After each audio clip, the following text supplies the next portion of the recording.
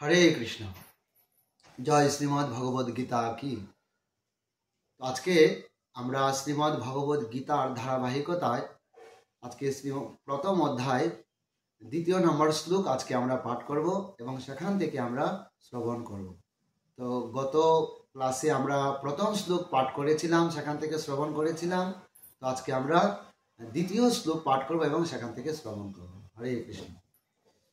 সঞ্জয় উবাচ দৃষ্টা তু পাণ্ডবানিকং গুরং দুর্যোধনস্তদা আচার্যমপসঙ্গম্য রাজা বচনম অব্রবীত। অনুবাদ: সঞ্জয় বললেন, হে রাজন, পাণ্ডবদের স্বর্ণসজ্জা দর্শন করে রাজা দুর্যোধন দ্রোণাচার্যের কাছে গিয়ে বলল। এখানে আমরা জানতে পেরেছি যে সঞ্জয় তার আগের শ্লোকে ধৃতরাষ্ট্র সঞ্জয়ের কাছে জানতে চেয়েছিলেন যে কুরুক্ষেত্রের ধর্মক্ষেত্রের স্থানে উপস্থিত হয়ে আমার পুত্র এবং পাণ্ডুর পুত্ররা কি করলো। তো আজকের শ্লোকে এখানে সঞ্জয় সেই উত্তর প্রদান করছেন। তো শ্রী প্রভুপাদ এখানে তাৎপর্য বলেছেন যে ধৃতরাষ্ট্র ছিলেন যেহেতু জন্মা অন্ধ, অর্থাৎ তার পারমার্থিক জ্ঞান ছিল না। তো তাই যেহেতু, এবং ধৃতরাষ্ট্র সেটা জানতেন, যেহেতু তিনি ধর্মের তার কোনো জ্ঞান ছিল না তার ভিতরে, তাই সেই যুদ্ধক্ষেত্রে কখনো তার পুত্ররা, সেই ধর্মপরায়ণ যে পাণ্ডুর পুত্র, তাদের সঙ্গে কখনো সে আপোষ মীমাংসা করবে না। তাই এখানে সঞ্জয় সেই নৈরাশ্যগ্রস্ত রাজাকে, তাই তিনি অত্যন্ত চিন্তান্বিত ছিলেন যে যুদ্ধক্ষেত্রে উপস্থিত হয়ে আমার পুত্র এবং পাণ্ডুর পুত্ররা কি করছে, তিনি জানতে চেয়েছেন।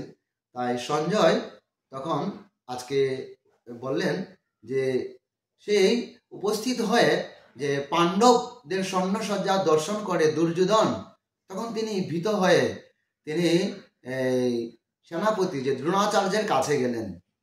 কাছে গিয়ে তিনি তাদের স্বর্ণসজ্জার কথা এবং পাণ্ডবদের সমস্ত কিছু তার সঙ্গে পরামর্শ করলেন।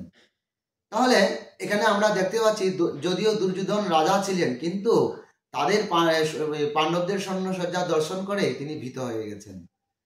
তো এখানে আমরা দেখতে পাই যে সঞ্জয়ও সেটা বুঝেছেন এবং বলেছেন যে যেহেতু তাদের পুত্ররা ছিল, ধৃতরাষ্ট্রের পুত্ররা ছিল অধর্মপরায়ণ, তাই তারা কখনোই আপোষ মীমাংসা যাবে না।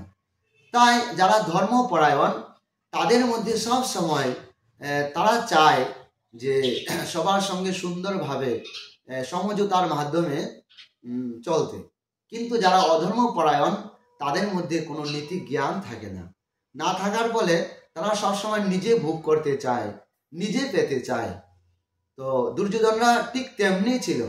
পাণ্ডবরা সবসময় চেয়েছেন একটা আপোষ মীমাংসা হোক, যুদ্ধ না হোক, কিন্তু দুর্যোধন যেহেতু অধার্মিক ছিল, তাই তারা সবসময় চেয়েছে যে যুদ্ধ হোক, যুদ্ধ করে সবসময় তারা বেশি কিছু প্রাপ্ত হবে। কিন্তু যুদ্ধ করে কখনো কোনো কিছু পাওয়া যায় না আপোষ মীমাংসা না করার মাধ্যমে। তো সেজন্য যিনি ধার্মিক, তিনি তার হৃদয়ে সবসময় উদারতা থাকেন, তিনি সহনশীল থাকেন, তিনি সবসময় চান যে পর সুখে সুখী, পর দুঃখে দুঃখী। কিন্তু যিনি অধর্মপরায়ণ, তিনি কি পর সুখে দুঃখী এবং পর দুঃখে সুখী। তো আমরা যেহেতু মনুষ্য জীবন প্রাপ্ত হয়েছে, আমাদের উচিত ধর্মপরায়ণ হওয়া। ধর্ম পশুদের জন্য নয়, ধর্ম হচ্ছে মানুষের জন্য। তাই আমাদের উচিত নয় সেই ধৃতরাষ্ট্রের মতো ধর্মান্ধ হওয়া। আমাদের উচিত ধর্মের জ্ঞান প্রাপ্ত হওয়া। তো ধর্মের জ্ঞান প্রাপ্ত হতে হলে আমাদের প্রত্যেকেরই শ্রীমদ্ ভগবদ গীতা আমাদের শ্রবণ করা উচিত। তো আমরা ধারাবাহিকভাবে শ্রীমদ্ ভগবদ গীতা আমরা পাঠ করব, আপনারা আমাদের সঙ্গে থাকবেন। হরে কৃষ্ণ। জয় শ্রীমদ্ ভগবদ গীতা কি। শ্রীল প্রভুপাদ।